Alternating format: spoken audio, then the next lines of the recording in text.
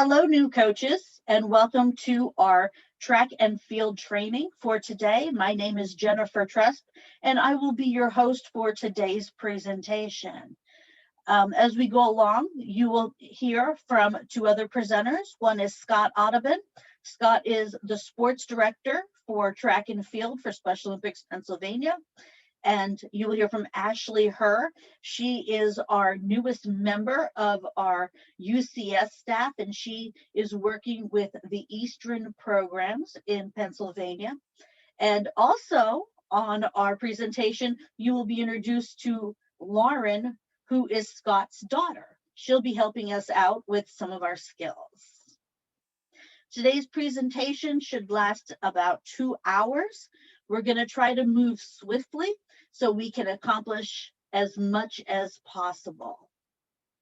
So as you can see, we have a long agenda, but we're going to get through it as I said before, as quickly as possible. All right, so welcome to our UCS track and field program. You will be receiving in your email with a link, and then you will receive a hard copy of our 2021 Interscholastic Unified Sports Track and Field Coaches Guide. 99% of the material you see today, you will be able to see again in this guide.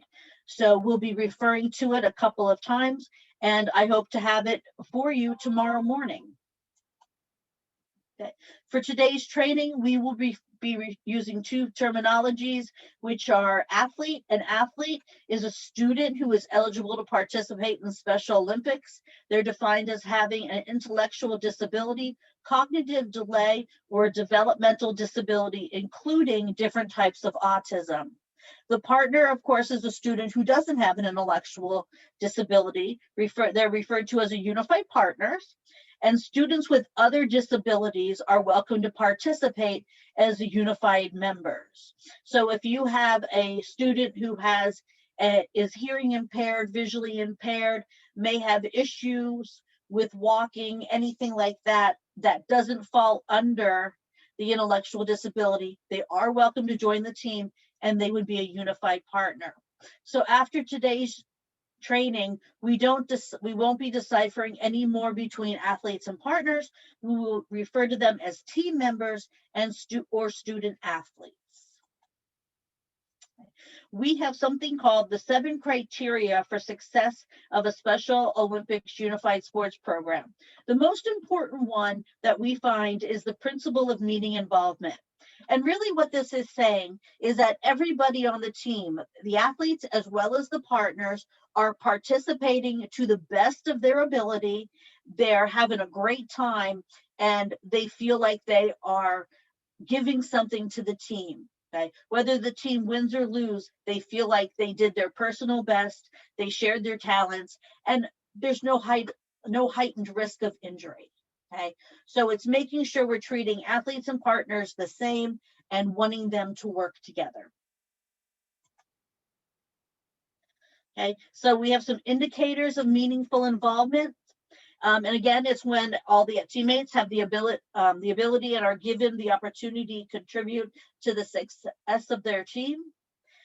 They bring their unique talent and personal qualities to the team for competition and training.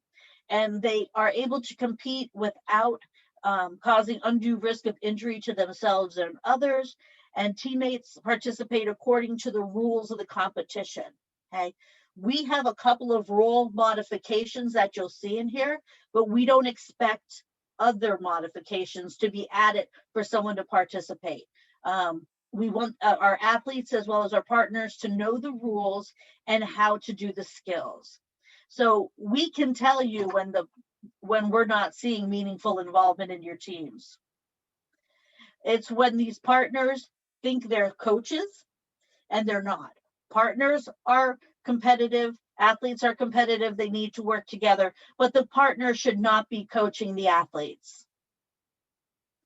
When they're not showing up for practice or competitions, and they're not engaging and supporting all the team members, and they're only socializing with certain individuals. We should never see the athletes all together on the left and the partners all together on the right.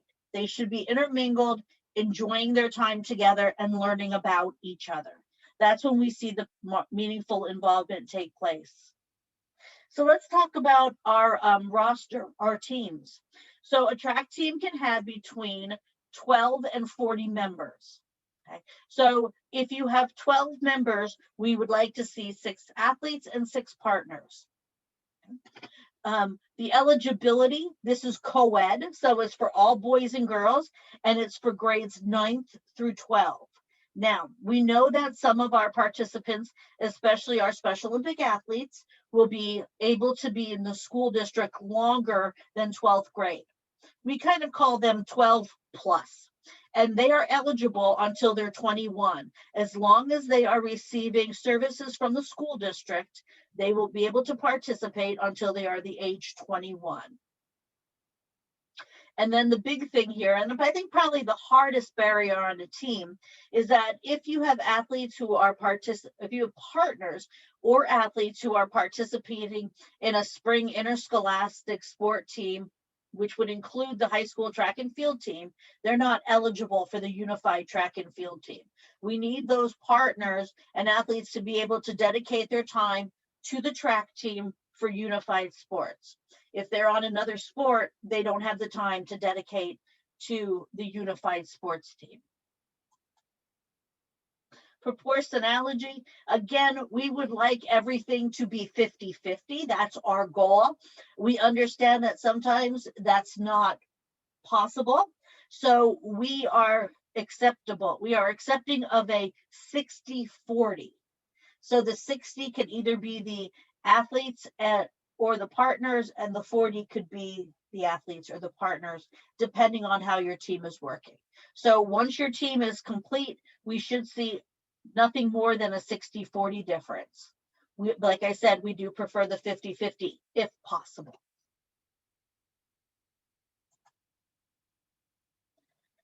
We expect that you'll practice twice a week, and then you'll attend up to 3 competitions during the season. That's a home meet, an away meet, a culminating regional event, and then if your team qualifies, to move on to states. So you can have up to 4 meets. I'm not going to tell you I'm going to stop you at those 4 meets. If you would like to have a 3rd meet or a 4th meet, that is okay with us. But the minimum is those 3 regionals, a home meet, and an away meet. We have a medical that has to be completed by the athletes and partners. Every teammate, and the medical is actually the PIAA medical. So we will need you to complete a PIAA medical for every athlete, and then your school holds on to that medical, just like they would for any other varsity sport. The other item we need is a SOPA waiver. A SOPA waiver is this. We have a link. We can give you a hard copy, whatever you would like. And the parents go on and they complete that. And basically what it is it's asking the medical information we need to know. There's something called atlactal axial instability, or AAI. We need confirmation from parents that Special Olympic athletes have been checked for it. We look for their home address, their emails, that type of information. And the parents can fill it out. So we will keep track of the parents. You won't even see it. You'll just provide it to the families. We'll take care of monitoring that it came in, and we'll let you know if follow-up needs to be done with someone. Okay? So a nice, easy, simple process. The medical is done by your school. It stays in your school, and then we just need the waiver. For coaches, for your team, if you have 12 to 24 team members, we would like to see 2 coaches. From 25 to 35, we'll need 3 coaches. And for 35 to 40 team members, we're looking for 4 coaches. Okay. There's a lot of people to keep your eye on if you have 1 coach and you've got 24 athletes and partners. Okay. Your team is a little too big and things are not going to take place. So once you hit that magic number of 12, we hope that you will recruit a second assistant coach or a volunteer coach to help you out. So what we kind of recommend is that we would like to see with the two coaches, one coach would specialize in the field events, another coach specializes in the track events, and that they share the relays. Okay. So if you're working field events that day, you've got one coach who's working with them, the other coach is assisting. Okay. If that's all you're working on in the practice. If you are doing track events that day, one coach is the lead, the other one is assisting. You know, kind of that coach who is assisting is kind of watching to make sure everybody is doing what they're supposed to be, watching for problems, for issues. But that's up to you how you want to do it. Once you get that third coach in there, they might specialize in shot put. That's great if they're specializing in shot put. Maybe they specialize shot put and the 100 meter. Wonderful. But try to spread the wealth a little bit so that everybody's focused on certain events and not trying to focus on all the events.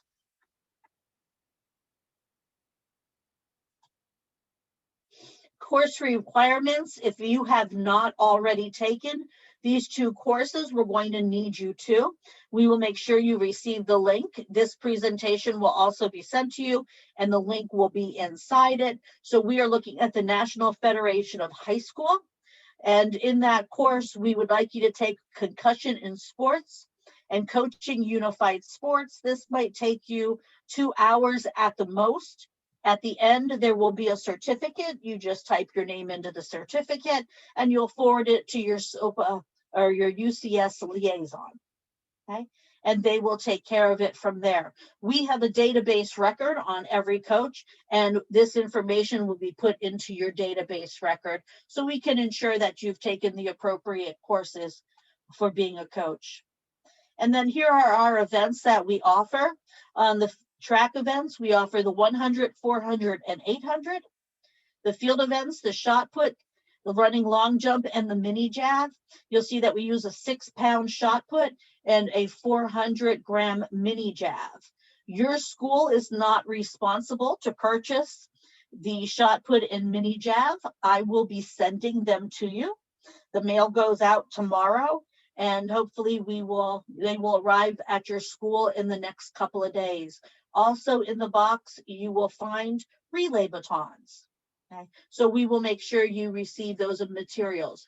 The materials belong to your school, so please make sure you take good care of them and don't lose them. If your mini jabs would break, if they'd snap in half or something, please contact your liaison immediately and we will have another one overnighted to you as quickly as possible. In the relays, we do the 4x100 and the 4x400 meter relay. Each school may have 2 of each relays. So you may have 2 4x100s or 2 4x400s. The relays are sometimes intimidating to coaches who are just starting out, but once you give it a shot and the athletes try it, they all want to be part of a relay. Okay, so they are a lot of fun. Okay, so each team member, whether you're an athlete or a partner, each team member may compete in one of each of these events. So they have to pick one track event, one field event, and one relay option. Okay, and then they're registered.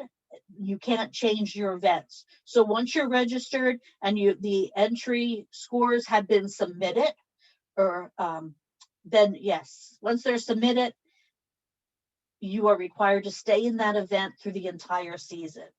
And yes, we will make exceptions if we have an issue such as someone is injured or they have a doctor's notice that they no longer can run the 800 and they need to drop down to a 100. We understand things like that happens, but please check with your liaison so you can let them know that you're going to be sending in a new score as a baseline score for the new event that they will be in and why. All right, so we talk here a little bit the relays, 2 4x100 meter relays and 2 4x400 meter relays. So for the 2x100, and the 2x400, you would have 2 athletes and 2 partners. You may run them in any order. It does not matter. You may also have 1 alternate athlete and 1 alternate partner. Once you choose the 4 members of your team and the 2 alternates, they are the only ones who may compete on that team. Okay. And athletes and partners can only be on 1 relay. Okay. So if we get to game day and your relays, one of your athletes is missing and the other athlete who's the alternate can fit in there. If there is no athlete alternate listed on your roster, the team is not eligible to compete that day. So you need to make sure you pick 2 reliable athletes, 2 reliable partners, and then 2 reliable alternates. Let's talk a little bit about wheelchairs. We have 2 types. We have the manual wheelchair and the mechanical or power wheelchair. The manual wheelchair may compete in track events, relays, and field events. They are eligible for everything the traditional athletes are eligible for. They may compete against students with or without disabilities. So they will be divisioned right in with your field events, with your other athletes and their partners. They will be able to be divisioned with athletes with and without disabilities, with wheelchairs and without wheelchairs in the running events. On the other hand, the mechanical wheelchair may compete in track events and field events only. They are not eligible for relays. And in track events, they will only be divisioned with wheelchairs using mechanical power. Okay? They will not be competing against manual wheelchairs. Okay? Obviously, there's a difference between pressing a button and pushing the wheels. That's why they will be treated separately. Okay, so divisioning.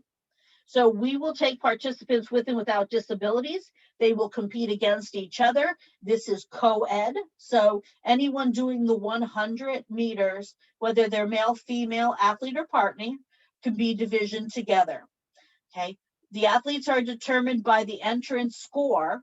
Okay, and we will put athletes and partners with similar times in the same division.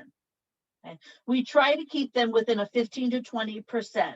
So we have 5 athletes, we have 5 team members on the start line. The slowest athlete to the highest athlete should not have more than 20% difference between the 2. Okay. We try to make the divisions full. We try to fill all lanes. If it is a 6-lane track, we try to put 6 in each division. If it's an 8-lane track, we'll try to go with 8 in each division. Every now and then we do have issues where we might have an athlete or partner who is extremely fast or extremely slow. So we're going to talk about those in a couple of moments.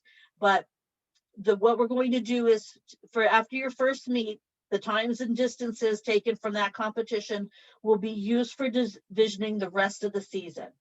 Okay, so you will turn in scores, then we will have a first meet. So the scores you turn in are a kind of a entry score. We will take those entry scores, put you into divisions. You will run your first event, and then whatever we have after that first meet will now be their new entry. Okay, if athletes or partners get faster and faster, or throw or jump longer and longer, what we will do is we will improve their scores. Okay, we will update that entry score as they get better and better as we go. All right, how do we score our track meets? We do score our track meets by the division. So every time we have a division, and remember, they're the ones that are the grouping of athletes who are 15 to 20% differences, every division will receive points. If you cross the line first, you get 5 points for your team. Cross the line second, you're going to get 3 points for your team. And if you cross third, you'll get 1 point for your team. If there's a tie, we split the placement. Okay, so so for example, if I cross the line and Ashley crosses the line at the first position, we will take the score for the first and the second position and combine them, which would be 8 points. Okay. So Ashley would get 4 points for her team. I would get 4 points for my team, and nobody would get the second place points. No more than 9 points are ever given out during each division. Make sense? Okay. So if it's a tie at second and third place, we'll combine their points, which is 4, and the 2 people who are tied will each get 2 points.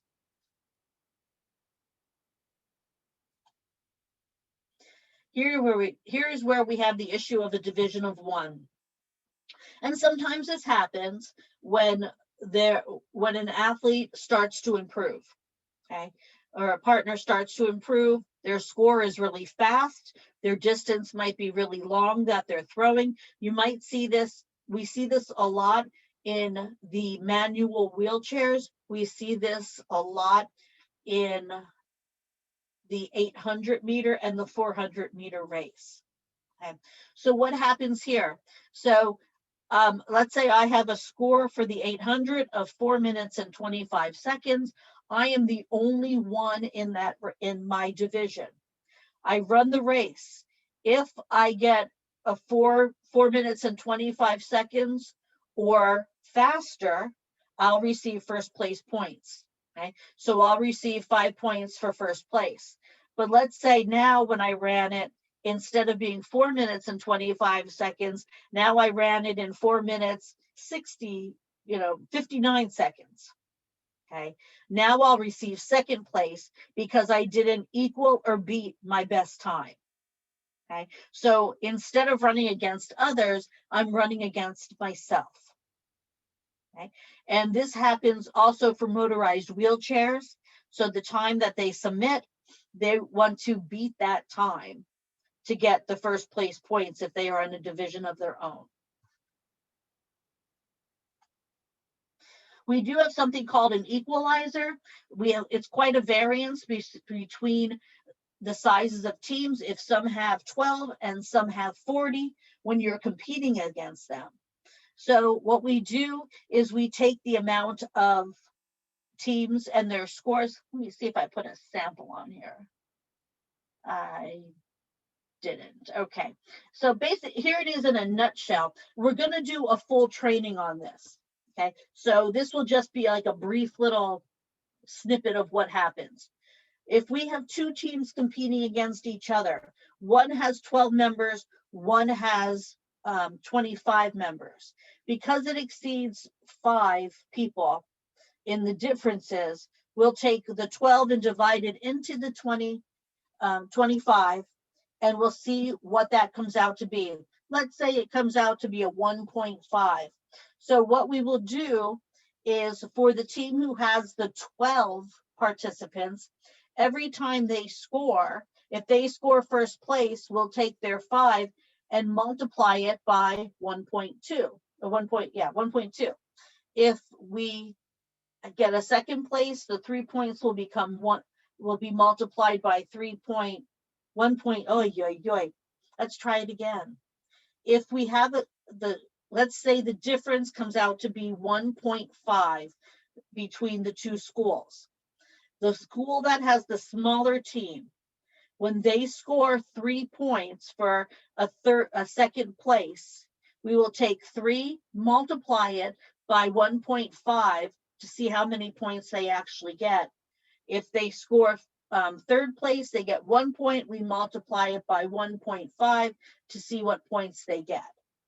This way, what we're doing is we're making sure that each team is equal on the same footing, so each team has a fighting chance to win the meet.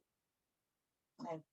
It does sound a little confusing. It's really not, but on that presentation in April, we will definitely go over it. We'll show you how to use the equalizer. We have this wonderful sheet made up, and all you do is put in how many points the team got, and it will automatically do all the calculations for you.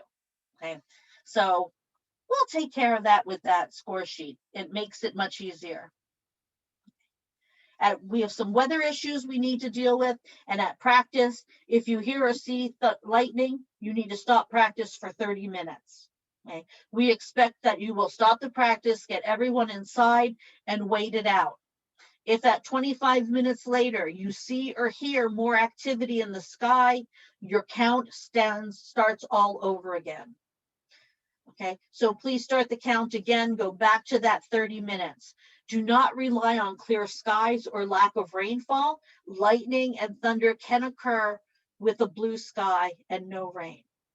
Okay, prior to a meet, the athletic director will make the call. So your athletic director is going to make the call. They will postpone the meet. They will call the visiting team, let them know that the meet is postponed. The two athletic directors will work together to reschedule. The only thing we need you to do is call your SOPA liaison to ensure that they know your meet is canceled, especially if they're driving out there. And then during the meet, the PIAA official will make the decision when to call the meet and when to resume the meets. Okay, so you're in control at practice.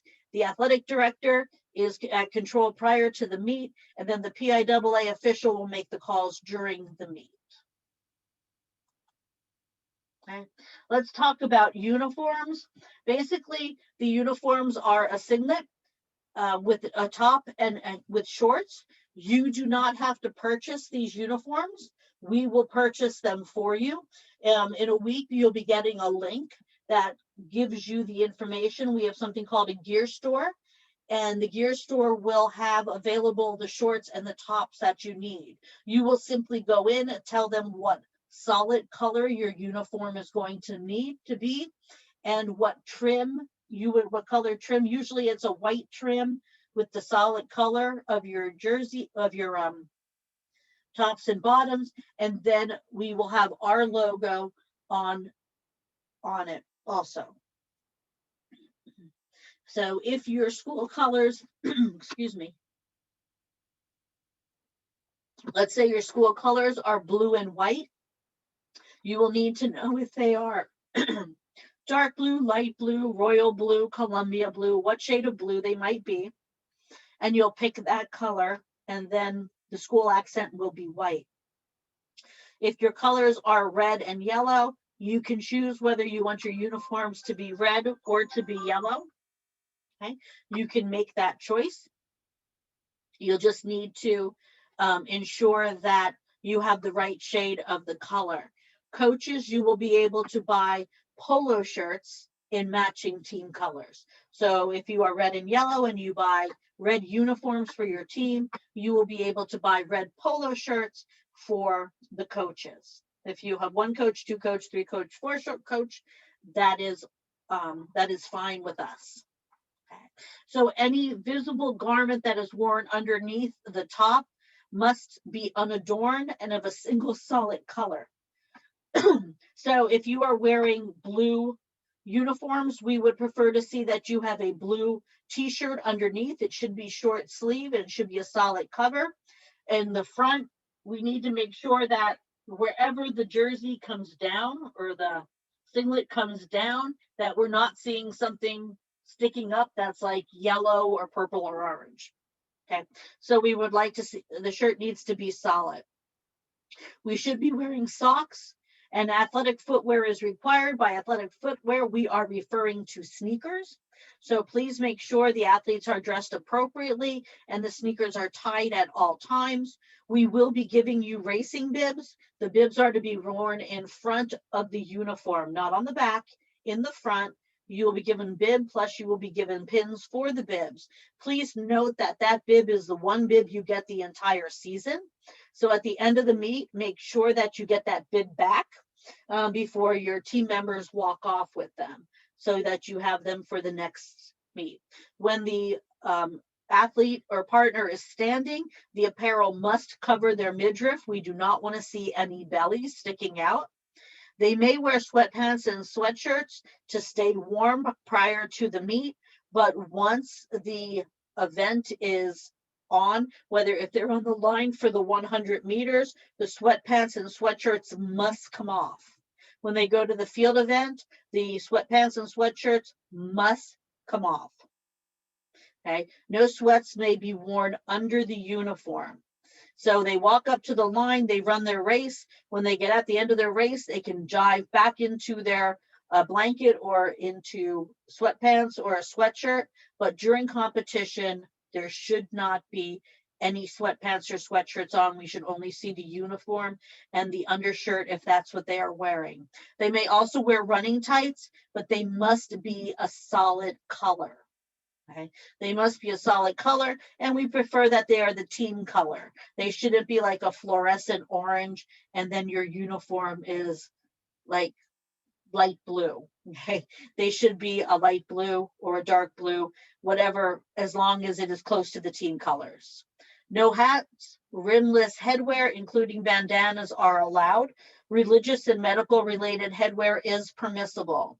If you do have an athlete who needs to be wearing headphones, we do accept that. We do understand that, and they absolutely may wear those headphones. The National Federation of High Schools Track and Field rules do not prohibit the use of wearable technologies. So if they are wearing a Fitbit, we will allow the Fitbit to be worn. The only thing that cannot be worn is something that they would be able to communicate with you so that you could be telling them to slow down or speed up.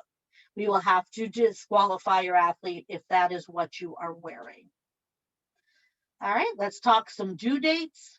Your first practice can be as soon as March 1st. Okay. Tuesday and Wednesday, April 6th and 8th. Sorry, April 6th, and this is wrong. This should be Tuesday and Thursday. It's April 6th and 8th. The webinar on how to use the electronic score sheet will be held. We'll send you those links shortly. On Wednesday, March 17th, the participant roster is due. We will send you a link to your school's roster for you to fill out. At this time, by March 17th, all medicals should be on file at your school for each of your athletes and partners, and the SOPA online waiver form should be complete. Wednesday, March 24th is the last wait day to order uniforms to ensure that they arrive for your competition. So as soon as we give you the link and you have your athletes confirmed, please place those orders. Sometimes it takes a little bit to get them to you depending on the color. So we need to make sure that you order them in time.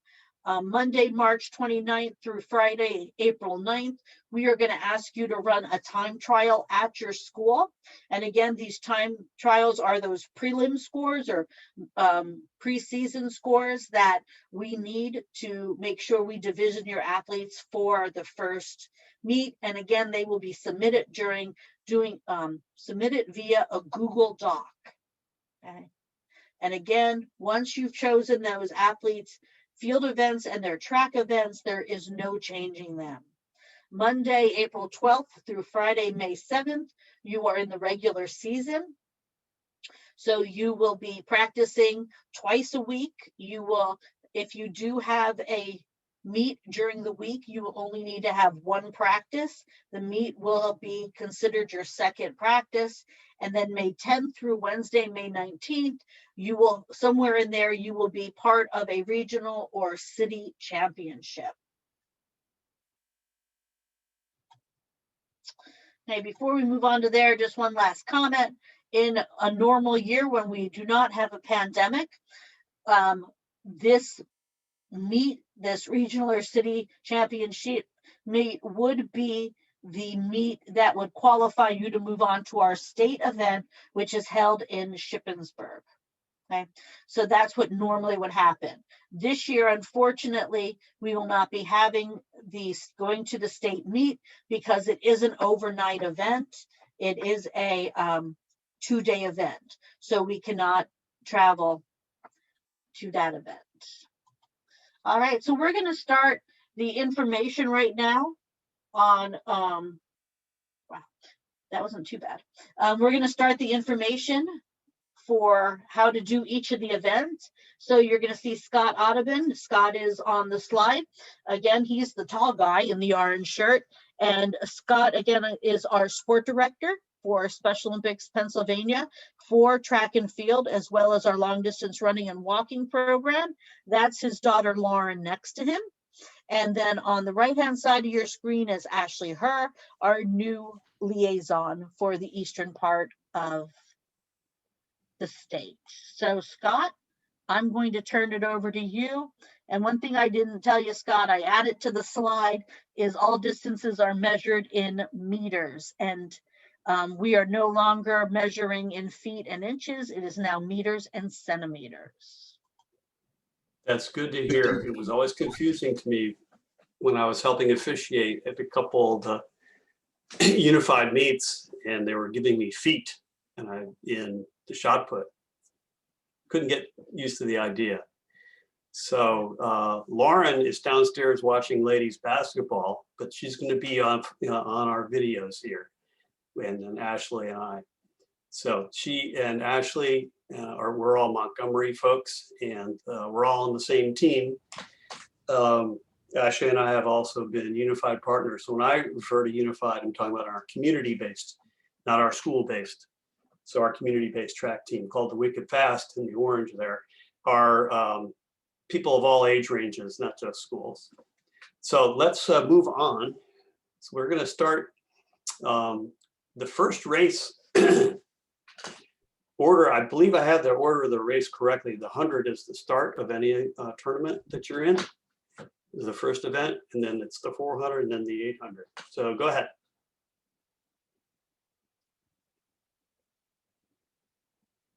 Now, is this still on shared screen? Can everyone see that? So the first event we'll describe more detail is the 100-meter dash. Dash is a funny word. It really means to go fast, and that's what this race is. It's a sprint, all-out sprint. It's done in lanes. If you stay in your lane and finish at the 100-meter finish line, you've got it done.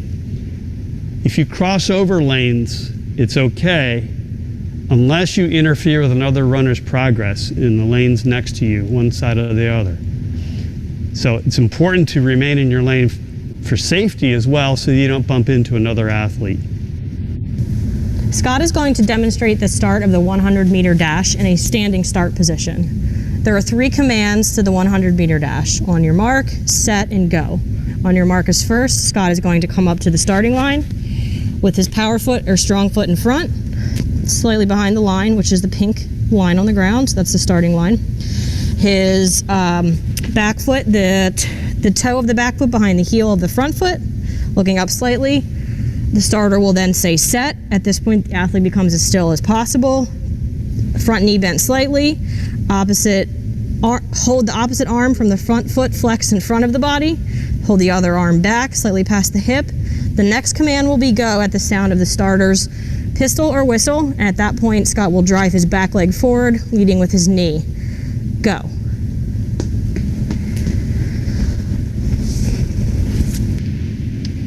So starting our races, there's several options that officials will be using at tournaments. You may need to practice on all the options so your athletes are used to the unexpected. The very basic start you're using is a whistle, which is this. It's an electronic whistle. If you want to keep your own personal whistle and not share it with anybody, that's fine too. Plain old lanyard whistle. There are other starting guns which are electronic. You may have seen those and heard those at swimming pools. Those are perfectly fine. And then at the PIA championships, and I believe the district meets, PIA officials will use a .32 caliber smokeless blank gun to start. I'm not going to set this off here, but if the athletes are scared of guns or they're worried about them, that's an issue you may want to bring up with the officials at the beginning of each heat. The officials will be glad to put it in their pocket and get the whistle out. Most officials, sometimes they'll have you might say no, but you can ask and it should be done. I know at our district level it will be. The next progression up from the standing start previously demonstrated is the kneeling start. We are not going to demonstrate the use of starting blocks today, as there are not as many athletes who use this option. If you do need a demonstration of using blocks to start, please let Scott know. We can give you a demonstration on that. It's a lot more technical, but that is the next progression up from a kneeling start. Scott is now going to demonstrate the kneeling start. The first command is on your mark, which point runners come up to the starting line and kneel down with the power or strong foot in front, rear leg on the ground, hands shoulder width apart, behind the line, fingertips down, thumbs pointing in, parallel to the starting line. Again, all body parts are behind the starting line. The next command will be runners set, at which point the runner will raise up, distribute the weight evenly over their hands and the back knees, or hold their head up in line with the spine. And then the next command will be the starting whistle, at which point athletes will take off. So we demonstrated for you the 100-meter crouch start and the standing start. When you jump up to the 400, the ideal start is the crouch position because you get a little bit quicker takeoff. It's a little harder though because you're in a staggered lane and on a slight curve. So if the athlete's comfortable with that and can take off just as quick doing the kneeling start, if not quicker, then have them do that. But if they cannot, then a standing start's fine. In the 800, you must do a standing start. You cannot do a crouch start. For the 400-meter relay and the 100-meter relay, again, you'll have a baton in your hand. And if they're comfortable with getting in the crouch position, holding a baton, and coming up, then that's perfectly fine. And in fact, that's the ideal. But if they can't, then do standing. So it's a matter of practice, routines, and trying all options.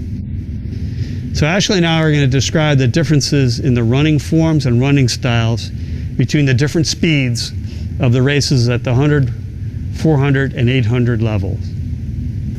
Scott is going to help us demonstrate the form used when running the 100-meter dash.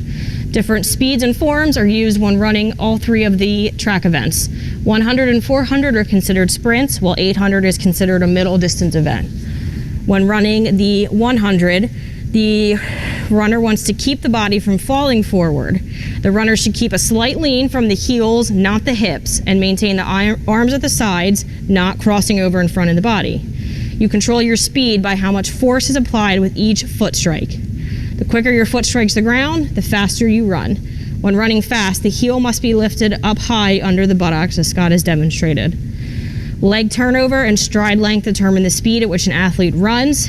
You want to use opposite arm and opposite leg for your form when running the 100-meter dash, as demonstrated by Scott's right leg and left arm. And then as you stride, it switches and you alternate.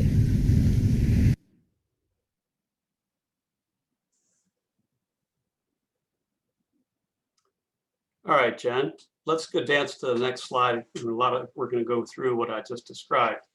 So your reference to come back to this and also in the guide are the three commands of the on your mark, set, and go. So let's continue forward on the next slide, because we will mention that the kneeling start is the most common start used by our athletes. As we said in the video, block starts are a little bit harder to do for a highly well-trained athletes, but they can get you, if you have an athlete who's really ultimately in the high speed zone, starting blocks might be a good consideration, but it's something that requires a lot more training and can be counterproductive if it's not helpful. So there's the points we already have described for the kneeling starts. Come back to this if you have questions on that. Let's go to the next slide on standing. So on the set command, they're going to be a little bit tense, and that's okay because you want the muscles to get ready to release. Hopefully your starter is not cruel and makes you hold that tense position for like 3 or 4 seconds. It should be a relatively quick start. So in practice, if you're the starter, you're gonna raise that gun or the whistle and you'll hold them until everyone's still. But once they're still, you whistle or start the gun. And that go command is something you should do frequently. A lot of short drills. Have them do go and just run 3 or 4 steps. And you can maybe even take it 5 steps out and time them. So it could be like 3 seconds, 4 seconds. And after some time of practicing that and getting used to reaction of getting on the go command, they might drop that down to 3 seconds. So it's a good training tool. Repeat starts without having to run all the way down to 50 or 100 meters. Short, 5, 10 meters is all you need. Just keep practicing that over and over. All right, next slide. After a few steps out of those blocks or the start, you're describing the 100, you get quickly your top speed and you stay at that speed the rest of the race. And you're not going to have a burst of speed at the end. If you do, you probably were holding too much back at the beginning of the race. So let's go to the next one. Maintenance of that speed throughout. And we've already talked about this. The overall idea is to keep your hands and arms up higher for a sprinter. Let's go to the next page. We'll see how the runner compared to the sprinter. And I use the phrase runner as someone who's doing the 800 here. So if you see the arms here, not quite up high in the sky, and the leg is not quite high up either. That's a big difference. And let's go to the next one. We have one more comparison. Oh, we already covered wheelchairs. Well, I'll take that back. If you have wheelchair athletes, refer back to this guidance, but the basic point is they're going to hold it and start from what we call the 11 o'clock position on a circle. 12 o'clock is straight up straight, and 11 o'clock is just ahead of that. And off they go, and they have to remain seated. Some have, sometimes will have a compulsion to want to lean forward so much they're up and out of the cushion. They do have to stay seated. Let's keep going on this one. And after they are pushing forward from their 11 o'clock and releasing at the 4 o'clock positions, they're going to keep in a repetitive circular motion to recover back to that same position. And in training, you can imagine how hard that is on the arms. So this is a lot of upper body strength, which they've already developed probably being a wheelchair user. But just like the sprinters need to practice starts, your wheelchair folks need to practice their wheelchair starts as well as the length of the whole lane. So they develop the constant motion of recovery, throughout the whole 100 meters. All right, go ahead. If you have anybody who has visual issues, you can use a sighted runner. They just cannot be in advance or ahead of the athlete, guiding them rather than assisting. And at the treat, usually at the meets, there may be some neon color kind of vest that identifies them so that people know that that's not a competitor, they're assisting those who need assistance. Okay, let's continue. And conversely, if you have a hearing impaired folks, anyone, you can use a flag instead of the gun, or if they're in a mixed race, a flag and a gun. And a tap touch for those who have vision issues. Tap touch is an assistant starter is right next to that person, just over their shoulder. And at the sound of the gun, they're tapping their shoulder so they know to start. Okay. So let's look at the track itself. 99% of tracks are laid out like this. I don't know about the 1%, but there are maybe some exceptions I don't know about. Your staggered starts. A stagger just means you have to make up for the circumference of the outside lane. If you look at the inside lane of this track here, lane 1 is the closest to the center oval. lane 8 is the closest to the outside. One is running 400. So the 400, if you're in lane 1, starts and finishes right there. And if you were at that same position where the word line is, see that word line right there. And if you started there right next to your person in lane 1, you would run the additional distance, like Mercury compared to Venus to Saturn, Saturn out well all the way to Neptune. They're just revolving around the sun, too far away to be equal. So we stagger them forward, and those hash marks are listed there. And you go to your track ahead of time, and you'll see, and ask your high school track coach to point them out for you. They're marked. They'll say, sometimes they'll have the words 400 or the 100. Other times it'll just be a symbol or a color. Find out what those are. Same thing for the exchange zones, which are in the, if you come around, to the upper right-hand corner is the first exchange zone of the 4x100. Go to your left, Jen, and that's the second exchange zone for the 4x100.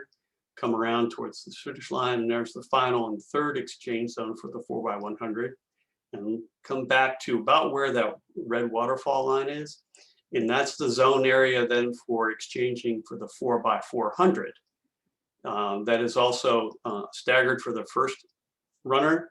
And then the second runner in that race stays in lanes until the top right corner of where the 4x100's first, right in that area is where the second runner of the 400 drops down in lane 1, and everybody else in legs 3 and 4 and the 4x400 all run the inside lane.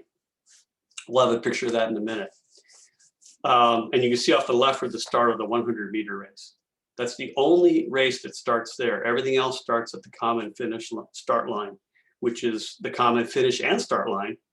And everything, everything finishes there, and everything else except for the 100 starts there. So this is complex. Come back to this diagram later. So let's advance. And we've already covered all this. So let's continue. And crossing lanes is very common. It happens very often, and it can it can look like kind of craziness. If you have an athlete who does this commonly, you cannot always expect to have their lane assigned. So that, ideally you could put them in lane 1, so that way they're interfering with fewer athletes. But the race officials aren't always able to say, oh yeah, sure, we'll put that person there, that person there. So they're gonna have to get used to it. Saying it's okay though is not quite giving a seal of approval to wandering. We'd rather not do that. You can get hurt. You actually will go slower because you're not running a straight line. So that's it about lanes.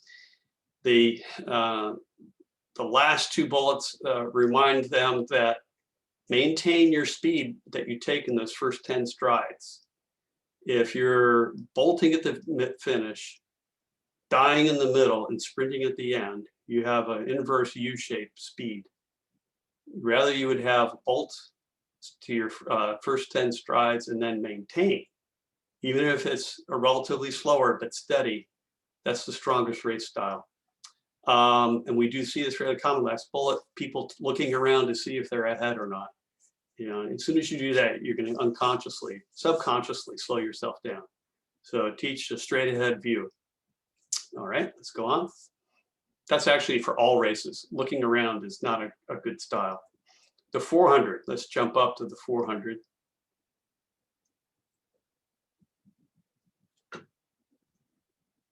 All right, hit it.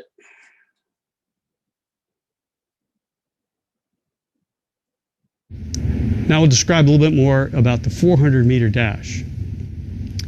The 400-meter dash is a lane race, and the lanes at a track are either 1 through 6 and sometimes 1 through 8. And the innermost lane is the 400 meters. The second, third, fourth, sixth, and so on, they're a little bit farther out. So circumference means they're going to run farther if they start at the same point. But they don't do that. They have staggered starts to resolve that. The staggered starts make up for the circumference of the entire track, so everyone will run 400 meters. However, in your head, if you see someone having been placed ahead of you at the starting line and another runner in lane 3 or 4 or 5 even farther ahead of you, an athlete might think that they're cheating or that somehow they got an advantage. Remind the athletes it's equal race for all, and the best thing to do throughout practice is to randomly assign a runner to any number of the lanes and not just always run from lane 1. That way on tournament day, there's no surprises. They've gotten used to the fact that they might be in the outside lane. The pacing is important. This race is an all-out sprint.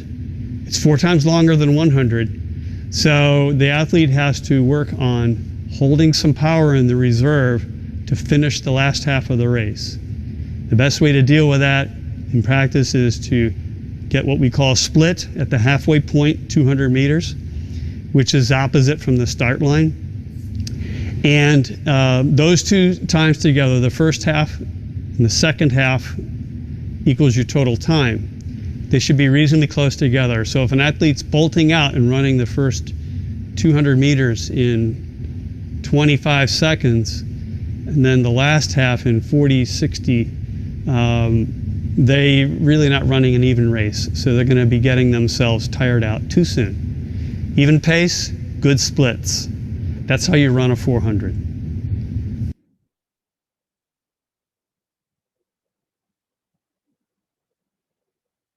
Okay, so let's move up.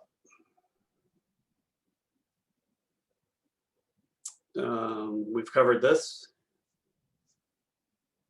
so we can go on. And here is a just a good photo shot of everyone lining up in their staggered positions, and you can see how far apart they are. But yet, literally, they will all finish at the same distance of 400. Okay, go ahead. Now we'll bump up to the 800 run.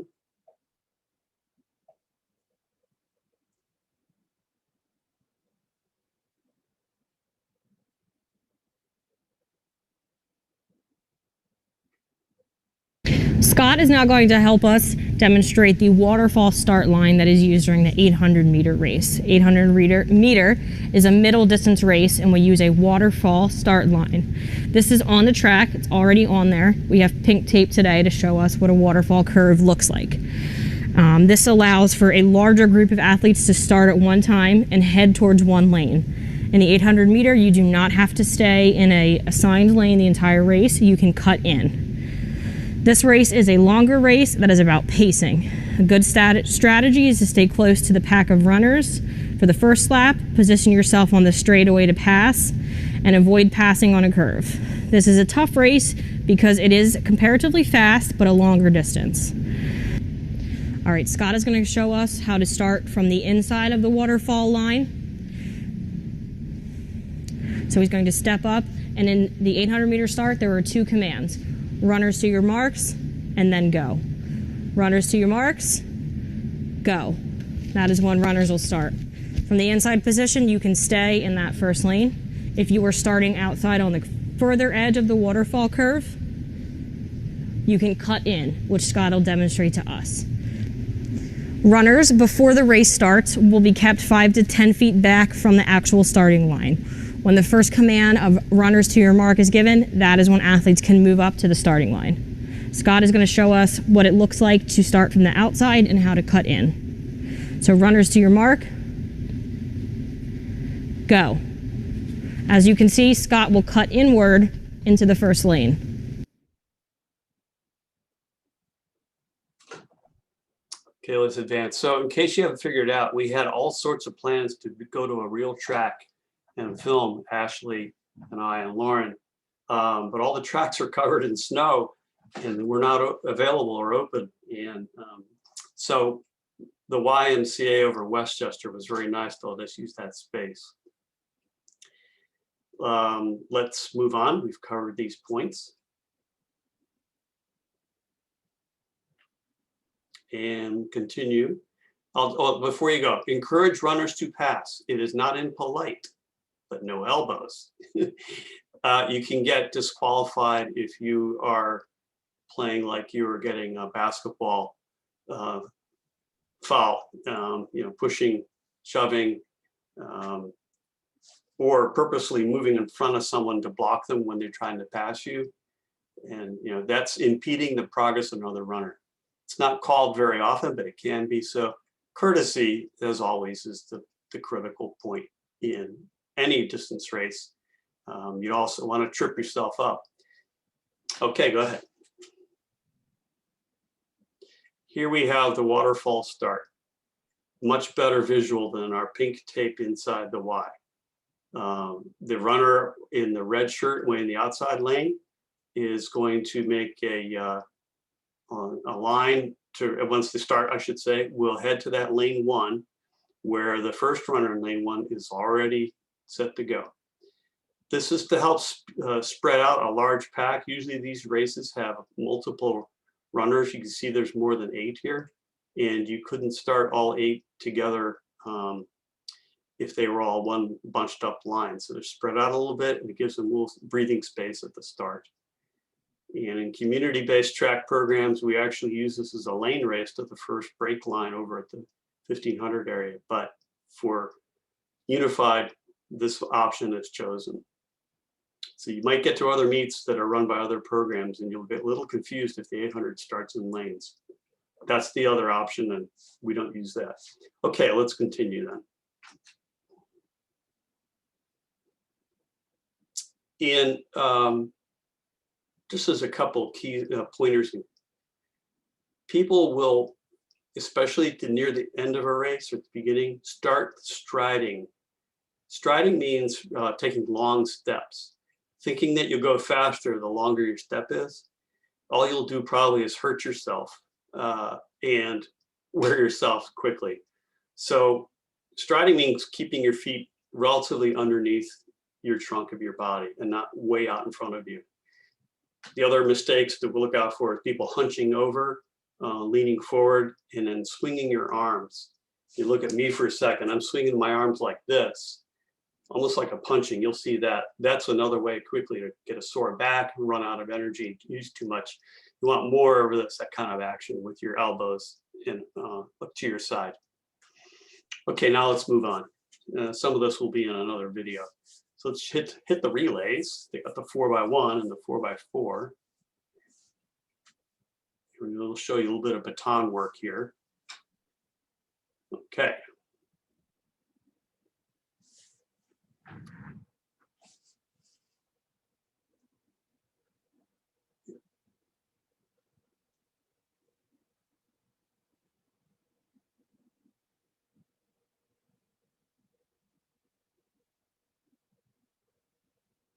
Okay, hit the play button. Hey, it was around the 3-minute mark.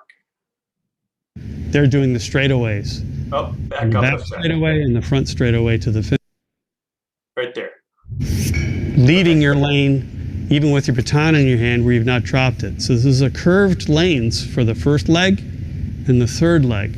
So athletes who are good at running on curves should be assigned the first leg and the third leg. Athletes who are good straight out sprinters, their race is relatively easier. They're doing the straightaways on the back straightaway and the front straightaway to the finish line. So your good straight out sprinters should be your second and fourth runners.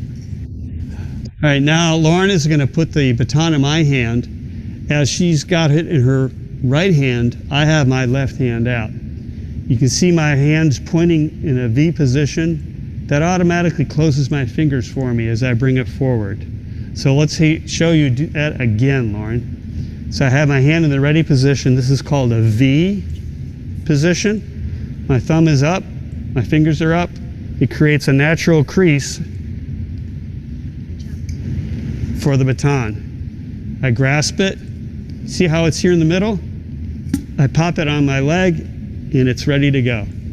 We'll show the again. All right. My left hand, Lauren's right. She's going to pass the baton right into that V shape on my hand. And there I grabbed it right at the bottom, so I don't need to do this. But you can always remind your athletes, if they're stuck up here, they can just push this down while they're running, and it gets into the bottom position. Okay. We'll explain a little bit of that more now. It's the only team of a team event in a sense that you have more than a solo runner doing their own thing. Some of the people who have difficulty staying in lanes, this might not be their best race. So experiment with the ability to stay in lanes, because getting out of your lane in this event is more problematic and will more likely have disqualifications. So let's go to the next page, which is describing those, as I said briefly in the video. If you have people who are good at staying in lane on those curves, which visually can be complex, some of the curves have crosshashes for other distances marked on that race, and it gets visually a little confusing. But if they can do it, that would be your first and third legs. The people who are just fast or who have a difficulty with curves, put them in second and fourth. And I would give your most ambitious competitor who doesn't like anyone passing them to be your anchor. They'll catch up if you're behind. So let's move on. And here are, you can see runners. Let's see, yes, the outside fellows in the gray, they're handing it off just about now. The middle has it in their hand, and so does the inside lane. Look at your track. The markings are usually yellow diamonds facing each other 20 meters apart in the exchange zones. Be surprised if it's a different color. Yellow is pretty universal. So that's the amount of space they have to trade to give up and receive and then move out with the baton.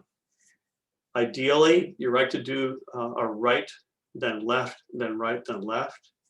If you can train them, it keeps the baton centered in the lane, and it allows the athletes to just keep the baton in their hand and not moving it from right or left or right.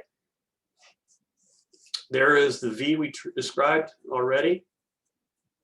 And this is the athlete in this picture is showing her head forward.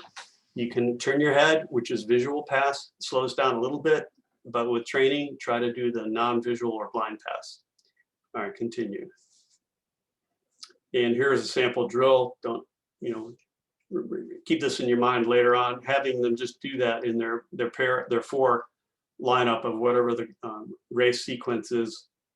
They can just stand there and continually hand the baton back and forth amongst themselves, doing that, keep moving. They can do that standing still.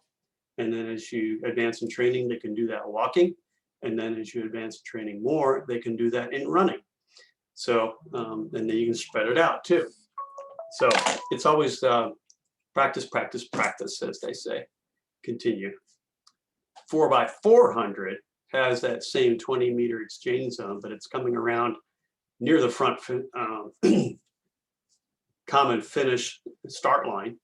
The lead off starts in lanes, as I mentioned, and then it comes around to the second participant.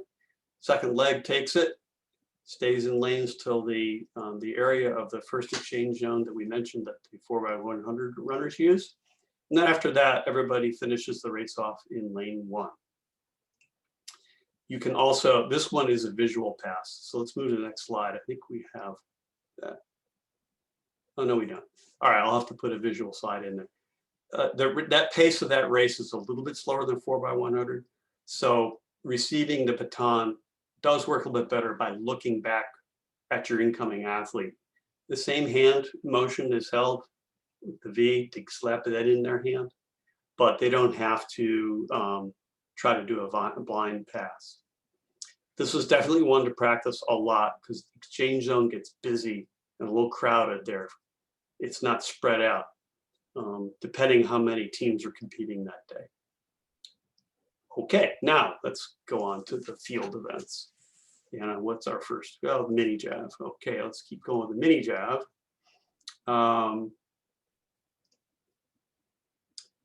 Most of our athletes will start this event standing at the line and throwing it. And as you improve their skill and training, we can go up to a 2-step, 3-step, or 5-step. And we're going to go into that next. We'll describe what's written here in the next section, which I think we have Lauren. I'm sorry, safety first. Keep everyone outside the throwing zone. There's a diagram in your material that shows how to set up the cones as not only is it the safety area, it's the area inside the throwing zone is where it's a legal land. And make sure that athletes only enter that zone if they're instructed to do so. You have volunteers who can collect the implements, but other than that, that area should remain clear, other than just to measure the throws. You don't want anyone to get hit. So once you know the athlete's strongest hand with the predominant hand, that's the one they're going to throw the javelin with. It's usually whatever they throw other things with. On the javelin itself is a letter R or a letter L, just above that ribbed cage part. And that is where the thumb is placed. So let's move to the next page. We'll see that in Lauren's hold, I think, or mine. Oh, we didn't get there yet. Okay. To start the throw, you're gonna keep going.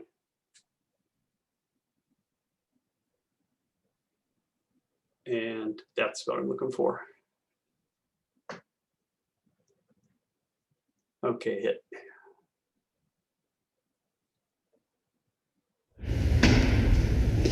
Our javelins are 400 grams. They're fairly lightweight, have a rubber tip, and there is actually right and left positioning for the javelin. If you look closely, there is a letter R and then a letter L on the opposite side for left.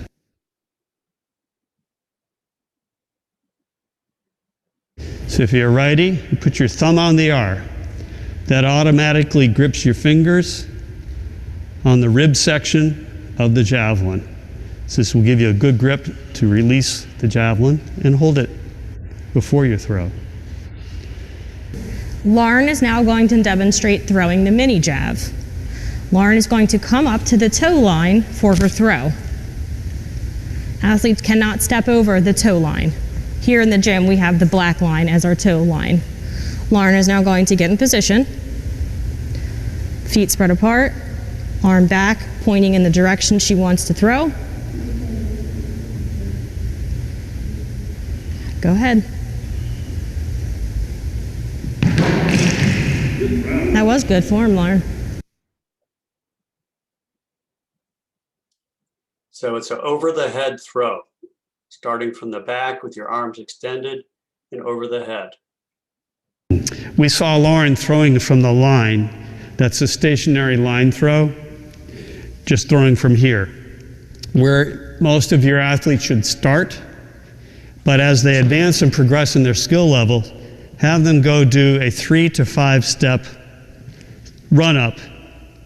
As long as they can throw it while they're still moving, then you get extra speed.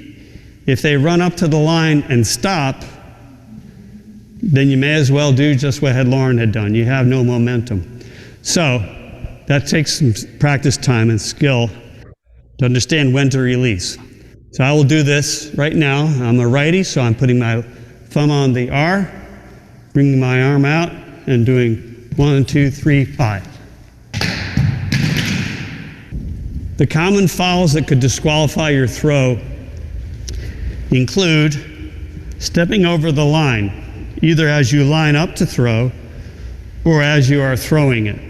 So the athlete, you don't want them staring down at the line, otherwise they're going to throw it downward. It takes skill and practice to understand to release just before the line. The other disqualification is how the tip of the javelin lands.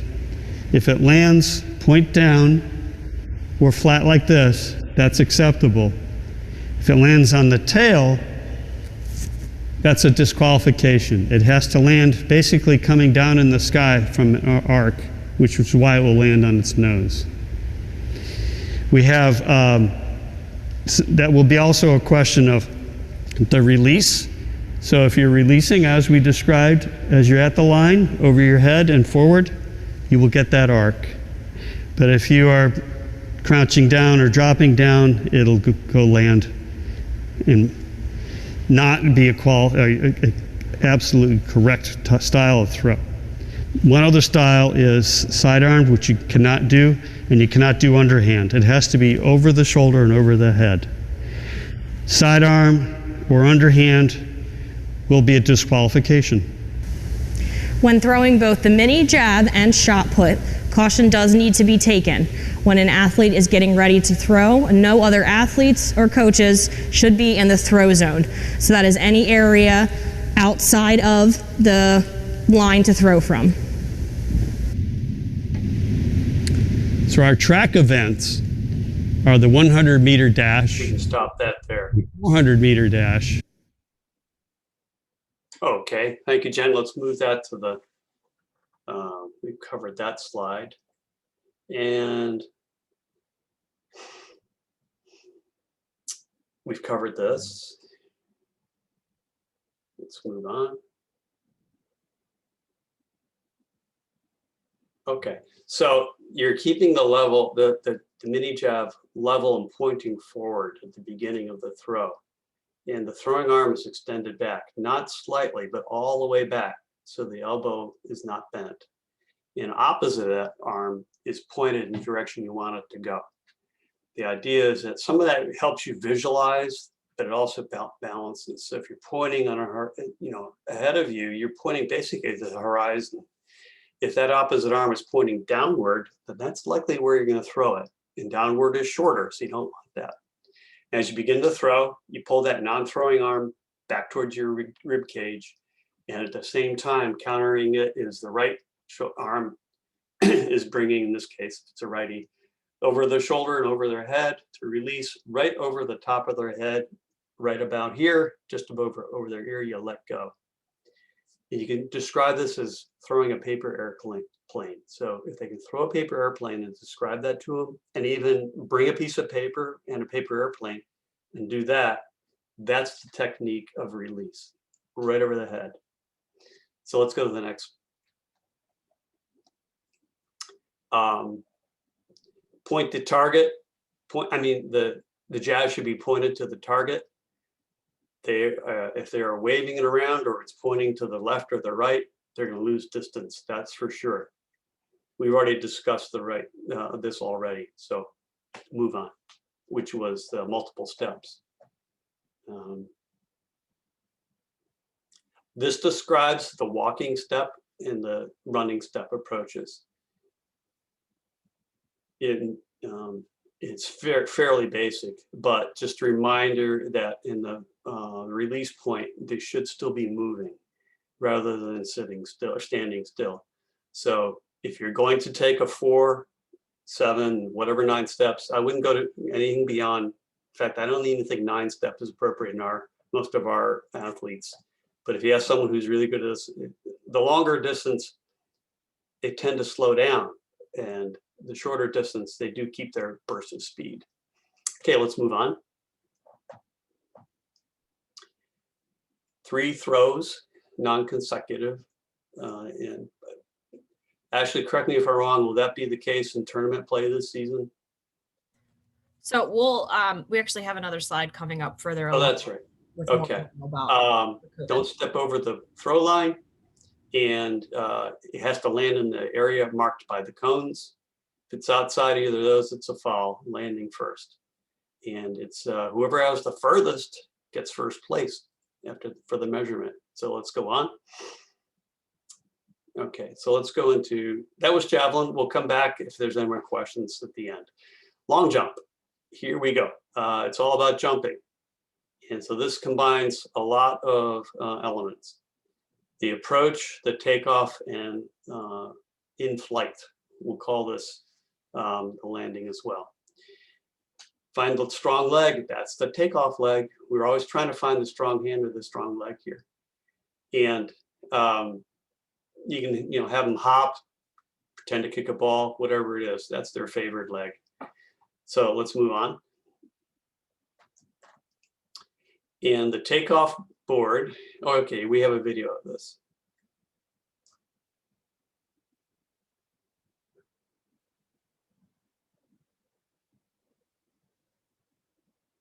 Not sure we use this whole video. Do not use the existing tow board on the track. You need to lay down tape 1 meter from the edge of the sand pit onto the tow board and lay it down. All jumps have to be a meter to be a legal jump. And that's just As a markers. coach, make sure you mark the number of steps that your long jumper takes in order to do a legal jump. You'll measure that in practice, and you will measure before the start of competition where that jumper starts from, lay down a piece of tape, and then write their name so they'll know where to start. You'll need several volunteers to run the long jump. Somebody who will serve as the official who is going to record the distance of the jumper, and 2 individuals who will be measuring the distance of the jump. You also will need somebody to rake the sandpit after each jump. A legal jump requires the jumper to take off from on or behind the tow board off of 1 foot.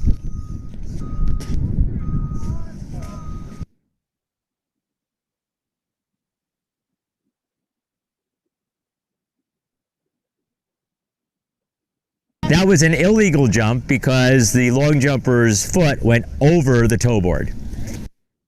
This is an illegal jump because the long jumper took off from 2 feet. You're required to take off from 1 foot.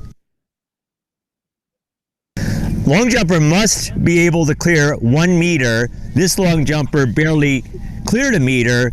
Probably not the most appropriate event for this student athlete.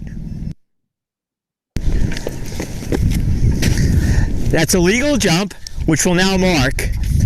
The measurer puts the 0 end of the measuring tape at the impression closest to the tow board. The other measurer pulls the tape tight, and we record the distance from the end of the tow board, which in this case is 8 feet, 3.5 inches. The recorder writes that on the clipboard on the score sheet. Okay. Mark? You always take the impression from the place on the long jumper's body that's closest to the edge of the runway. In this case, the long jumper had her hand go backwards, so we're measuring from the hand impression all the way to the edge of the tow board, which in this case is 7 feet, 7 inches.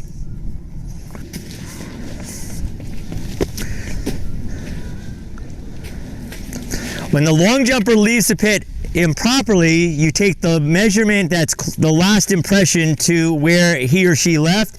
In this case, you can see that our measurer is measuring from the footprint all the way to the tow board, 6 feet, 7 inches.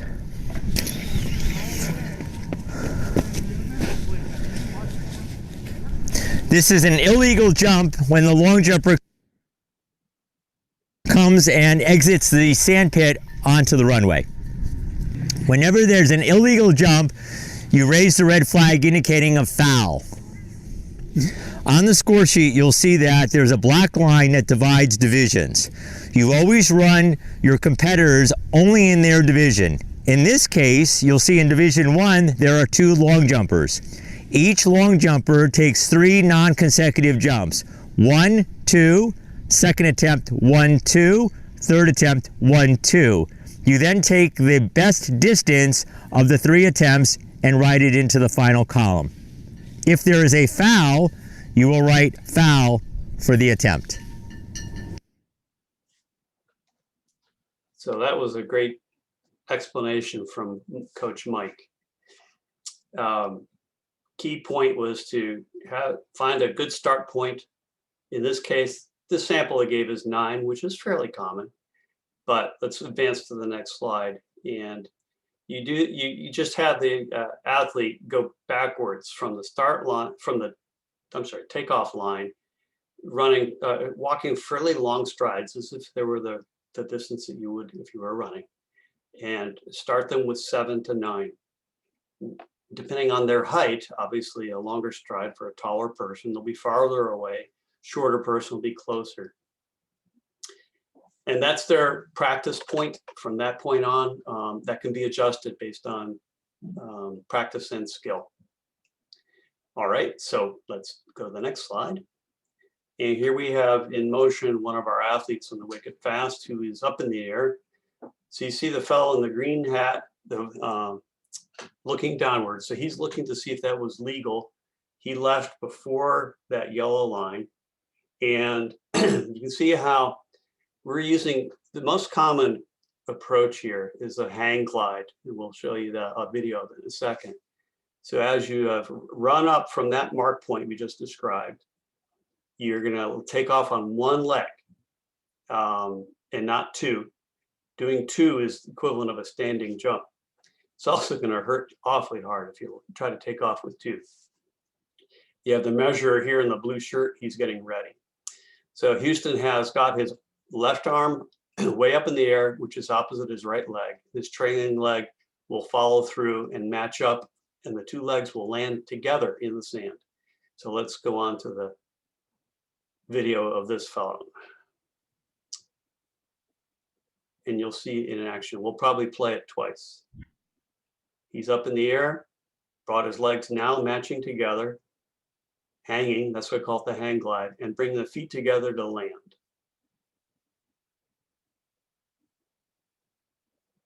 Okay, let's do that again if you can. Stop it right there. And so he is taken off. Now this is a very well-trained collegiate, if not Olympic jumper, but you get the idea that at takeoff, you're bringing your lead leg to jump from, and then to bring the two legs together, swing your arms over your head, and then it's all four parts start coming forward. Now let's advance a little bit. Stop right there again. And you can see where the arms and the 2 feet all joined up and landed. And you learn to bounce a little bit forward to get that extra inch or two. In this case, where his right arm fell, by the way, is the mark point. So it's whatever part of the body lands, that is the mark that your distance will take. Okay, let's go back to the slides. We got about 10 more minutes to cover long jump and shot put. I think we've described the hang position pretty well. So let's go forward. And emphasize that when they fall forward. And as Mike pointed out in that last video, don't leave the zone in the same direction you came in the zone. So you leave at the far end of the sand rather than heading anywhere towards the officials.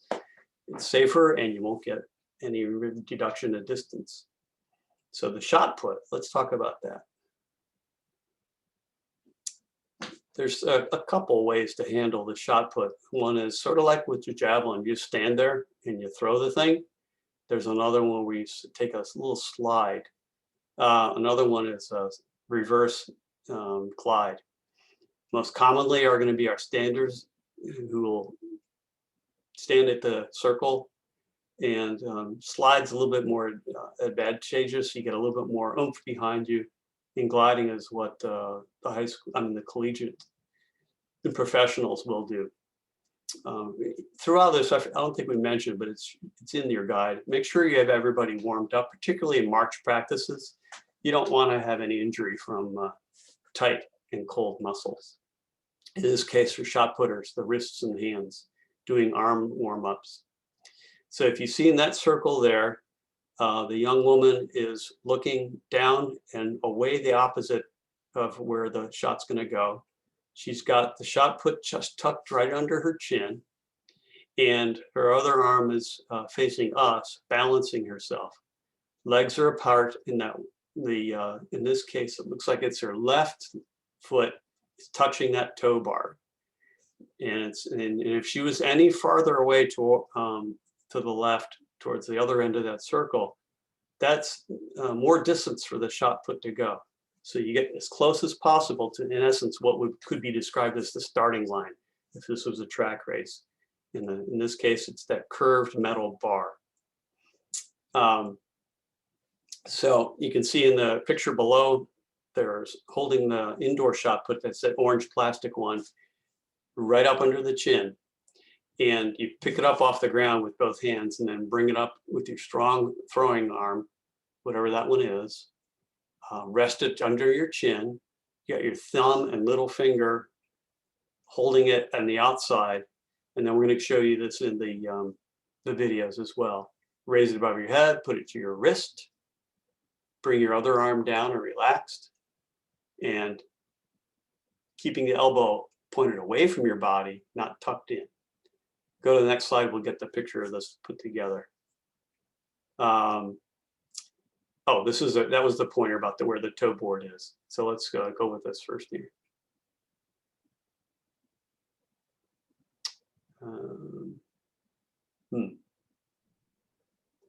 Somehow that's not what we were looking for. There we go. We're now going to talk about the toe board or toe line involved with throwing the shot put. Here in the gym, we're using the black circle line as our toe board. On the actual track surfaces, it'll be a metal barrier. Athletes can touch the side of the barrier, but not the top. When athletes are entering or exiting the circle, they must exit and enter from the back, which Lauren will now show. Pick up the shot put. Use your right arm. And head to the circle. Take it up with 2 hands, and then as you put it in the throwing hand. To the toe line. Walk over to the toe line. And put your arm in place. And your arm up the air. Remember to point. And you're ready to throw. All right, so Lauren, go ahead and throw it. Put your arm out and throw.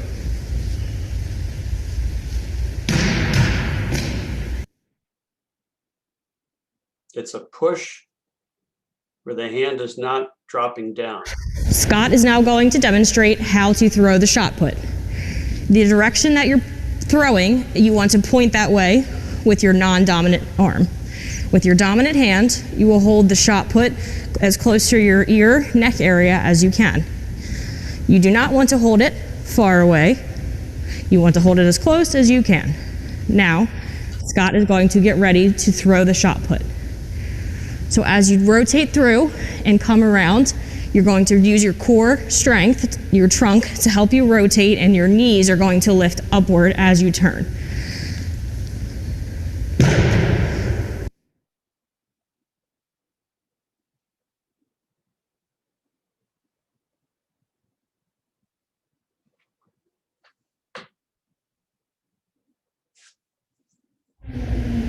So as you recall, we said to pick up the shot put at the back of the circle. Here's the front of our circle.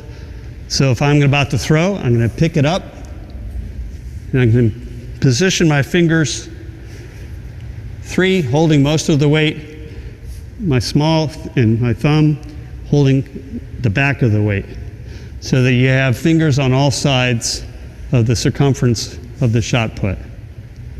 When you bring it to your chin, they're all in place, pointing towards the direction of the throw.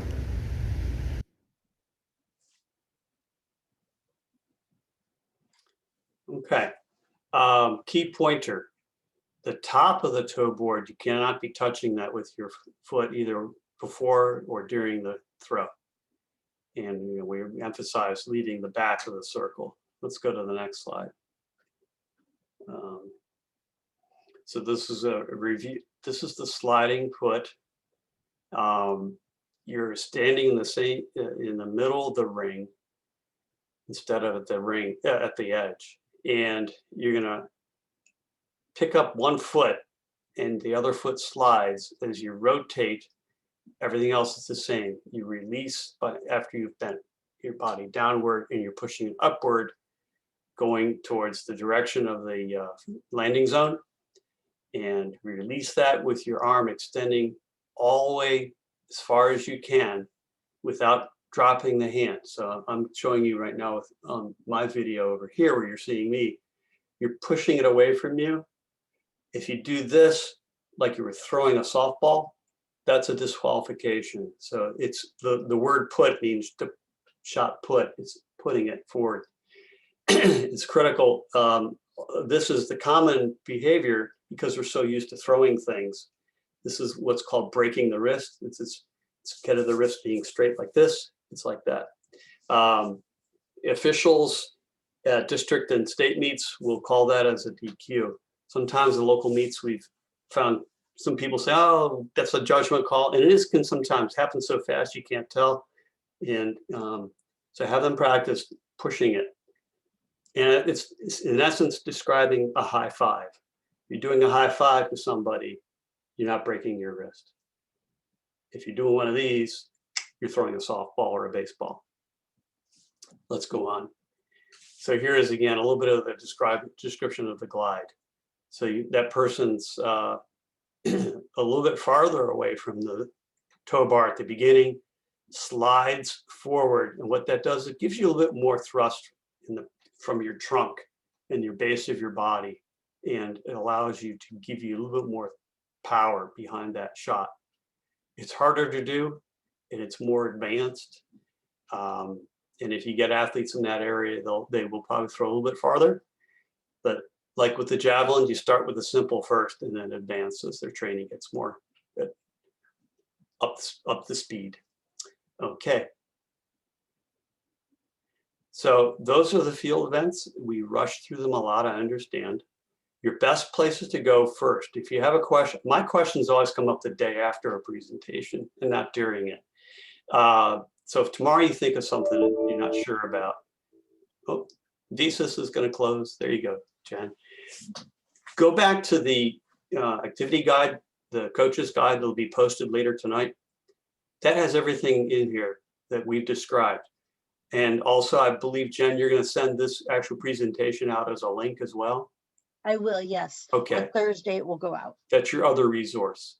And if those fail, you can contact whoever your Eastern, Central, or Western coordinator is. In this case, Eastern is Ashley, but your other coordinators can also help with follow-up technical questions. And your other resource being your high school track coach. So that's it for me. Event management is next. All right. Hey, thank you, Scott, very much. Mm-hmm. Okay, so in meet management, we just want to make sure you know the order of the events. When you are running your first meet, you will go with the 100, 400, and then the 800. At that time, you will break into the 3 field events. Once the 3 field events are done, you will come back and run your relays. Scott already did a nice explanation of how to do your non-consecutive attempts. So we'll move on from there. In your coach's handbook, you will see a mini jab, shot put, and running long jump how-to guide. It's great. It shows you exactly how to set up all the lines on the field for everything you need. Those will also be able to be found on the SOPA website under Special Olympics PA. Under More Than Sports, you will see the Unified Champion Schools page. On that page is a link to all of the track and field resources where you will find these documents as well as a copy of your resource guide. So when you do run a meet, there is personnel that is required. You need to work with your athletic director to provide these people. There should be someone running the meet other than your head coach.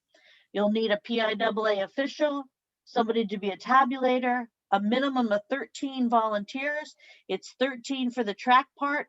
Then those 13 can go to the field part, and then those 13 will come back to assist with relays. Official scorers, you'll need 2 of them, along with a public address announcer. In your resource guide, you will find more information on those people's job positions, and you will also find this nice little volunteer need chart that you can use to fill in who is going to do what position. I'm going to hand this over to Ashley in just a moment, but as we were sitting here talking, something crossed my mind that I wanted to share with you as a reminder. There's something called pacing. You know, when the coach is running around the track with the athlete, they're pacing them, keeping them on their stride and moving them. During competition, that is illegal. It is illegal. You may not pace the athletes. But here's the one thing we have to remember. Sometimes our partners and our other athletes unintentionally pace an athlete. Okay, they're cheering them on, so they're running around the inside of the track yelling, keep going, keep going, keep going. That's actually considered pacing. Okay, so you are going to need to make sure that your athletes cheer on their teammates from the center of the field and not by running around the track with them. Okay. All right, so due to the pandemic, we have some issues of our track meets and what's going to be coming up. So I'm going to ask Ashley to take you through these last couple of slides, and then we will end the presentation. But if you do have questions and you want to stay on and ask them, please feel free to. We will take care of all questions after Ashley takes care of telling you about the opportunities for 2021. Thanks, Jen. Yeah, so I'm Ashley. I cover Bucks, Chester, Montgomery, and Delaware counties in Eastern PA. In a traditional season, when there is not COVID, we have tri-meets. So 3 schools are together at one of those schools for the meets. Obviously, that cannot always happen this year, so we have a couple different options to offer you guys. One option is in-person training and competition, and we'll go more in depth on this in the next couple slides. But there's 3 options: in-person training and competition, in-person and virtual student training and competition, and in-person practice and virtual competition, which means no travel is allowed. Just as a little caveat, we will be offering an alternative to track this season called Fitness Heptathlon. This may be an option for schools who are not allowed spring sports. If that is the case for your school, make sure you reach out to your liaison to get some more info and talk about that. All right. So the first option we have is in-person in-person practice and training competition. So this means your school does not have any restrictions. You're able to travel to other schools. You're able to host other schools. This year we are offering dual meets. So if a tri-meet is a little too much with 3 schools in one place, you could do a dual meet, which is just you and one other school. This is a decision, again, that is made by each school district. And we'll ask schools, when we ask you for dates for competitions, we'll also be asking you for what your school's choice of competition is. Again, all COVID-19 protocols from the state, from PIAA, from your school, from Special Olympics need to be followed by everyone: athletes, coaches, the volunteers, and officials as well. All right. So our next option is in-person and virtual student training. So this is if you have students who, or hybrid is another word for it, you have students who are at home. They are not comfortable coming to the track to practice with the other students. So your students are kind of split for this one. You may have some who are practicing on the track, and you may have some who are at home, whether it's on Zoom or another video platform that your school uses. For this one, the students at home will join on Zoom or whatever video platform you use at the same time that the regular practice is starting at the school. The head coach is responsible for the students who are on the track in person. The assistant coach is also there on the track, but they're going to help facilitate Zoom for those at home. If your track does not have Wi-Fi, there are some people who have mobile hotspots. If not, you can always use a cell phone to have the students call in for that option. There's a little more on the next slide about that. So again, this is for when you have students in person and at home. For practice, like I said, the assistant coach will set up and help facilitate the Zoom for students at home. We're only asking students at home to be on Zoom for the first 10 to 15 minutes of practice.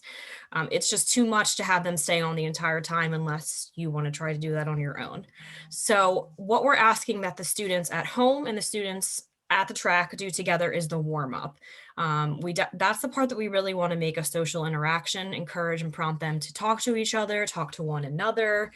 If you want to pair athletes and partners up during the season, encourage them to talk or text outside of practice. They don't have to, but it's a good way to foster social relationships. And then the warm up should be completed together after they can, say, hey, what's up? Or how was your day? They should do the warm up stretches, warm up lap, whatever their warm up is together. After that, for the workout piece, students at the track obviously will go to whatever events they're working on. For the students at home, we, the Special Olympics staff, will be sending you guys event-specific workouts that the students at home can do on their own. So once the warm-up's done, the assistant coach says, okay, you have your workout for the day. They can end the Zoom call. The students at home will be able to do the workouts that we've created for you guys. And then they can do some cool down stretching on their own at home as well. Okay, so we do have a competition option for students who are at home and practicing virtually. This, again, is an option. It is not required. I want that to be totally clear with this option. It is not a requirement. This is something that is chosen by the student and their family or caregiver. So if they are not comfortable coming to practice, they practice virtually. For competitions, twice during the season, they will need to come to the track to get times for their event or measurements for their throws. This is something that should be arranged ahead of time with the coach and should be at the end of a traditional practice. The other athletes could end their practice a little bit early, so there are not as many people on the track. And then the parent would drive them up so the coach could time them in their events. We don't want parents timing athletes on their own on the weekend or that sort of thing, because we can't ensure there's accuracy then with measuring. Again, this is just an option. It's not required. You can also have students participate in practices virtually and not compete.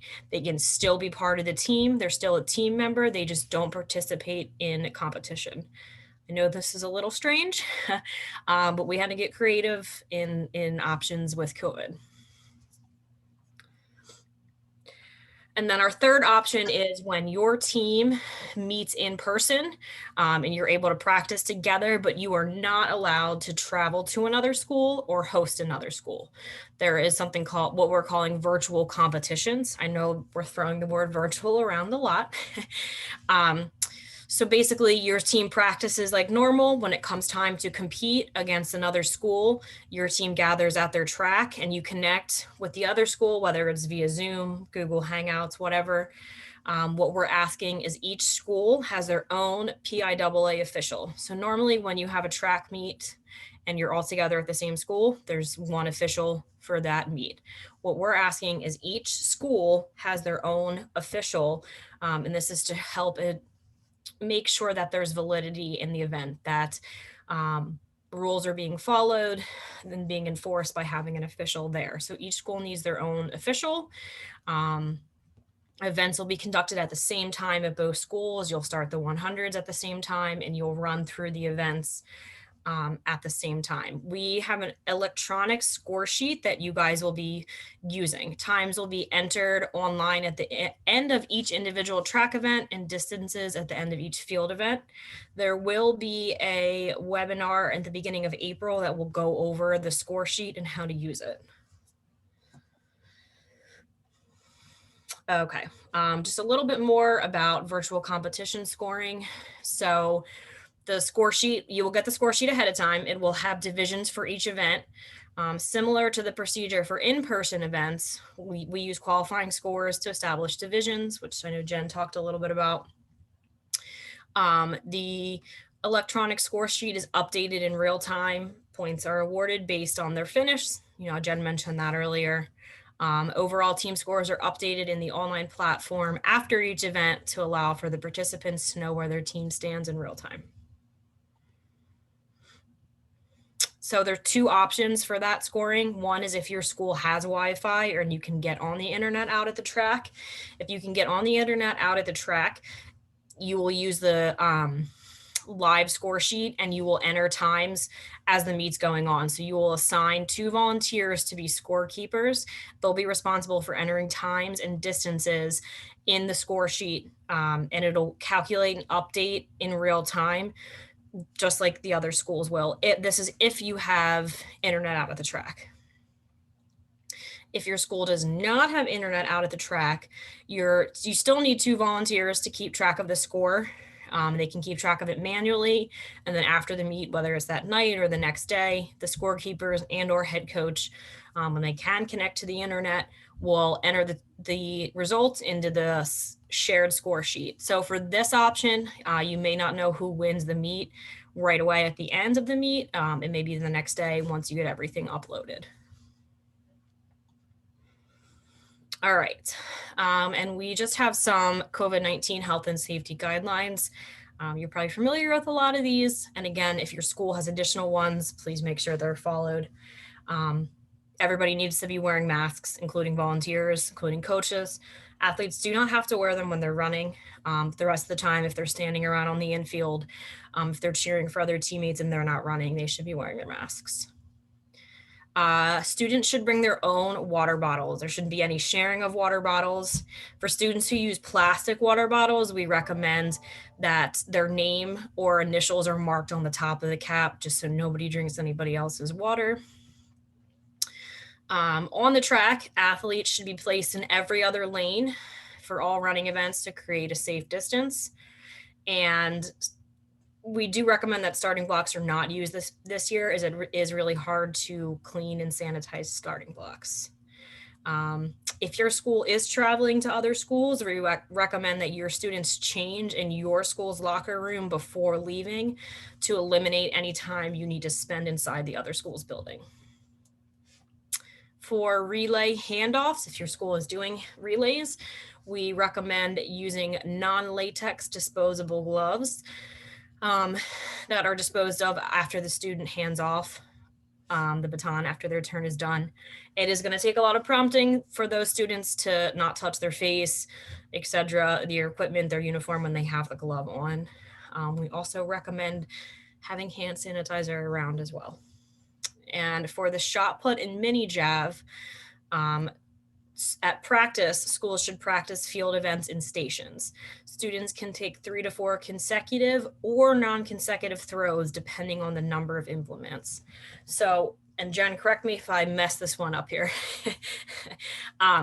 If you are at a meet in person with other schools, you can bring your implements, you can bring your jab and your shot put with you. This will help when it comes to taking turns throwing. It'll be able to move a little bit quicker because you can have more students throwing when you bring your own implements with you. Did I get that right? You got it. Okay.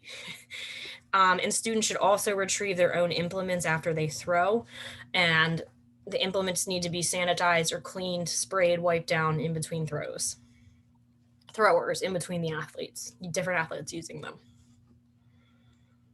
All right. Is there any? And I think that covers it, Ashley. Woo, that was a All lot. right. And I have 2 minutes to spare. It's 5:28. All right. So do we have any questions? If you have questions later, like Scott said, you can reach out to Scott with technical questions. You can reach out to us as well.